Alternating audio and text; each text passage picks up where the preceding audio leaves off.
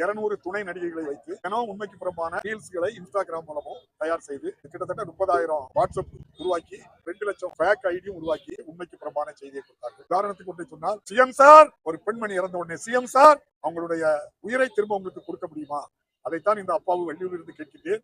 இப்போது இருக்கின்ற Vijay, CM sir கோவையிலே 10 வயது சிறுமியை கடத்தி கொடூரமாக பழித்து தாக்குதல் நடத்தி கொலை செய்த அந்த குற்றவாளியை கண்டுபிடிப்பதற்கு காவல்துறை 3 நாட்கள் சுணக்கம் காட்டியது. நான் இப்போது வெளியூரில் இருந்து கேட்கின்றேன், மாண்புமிகு சிஎம் சார், உங்களால் அந்த 10 வயது சிறுமி உயிரை கொடுக்க முடியுமா? நீங்கள் ஆறுதல் சொன்னது கூட வலைதளத்தில் எவ்வாறு ஆறுதல் சொன்னீர்கள்? இந்த பாதிக்கப்பட்டவர்களுக்கு ஆறுதல் வலைதளத்தில் சொன்னீர்கள். முன்னாள் முதல்வர் மு க ஸ்டாலின் அவர்கள் இப்படிப்பட்ட தவறு நடந்தால் அந்த பெற்றோர்களை அல்லது அந்த குடும்பத்தினரை உடனடியாக தொலைபேசியிலோ நேரிலோ சந்தித்து உடனடியாக ஆறுதல் சொல்வார்.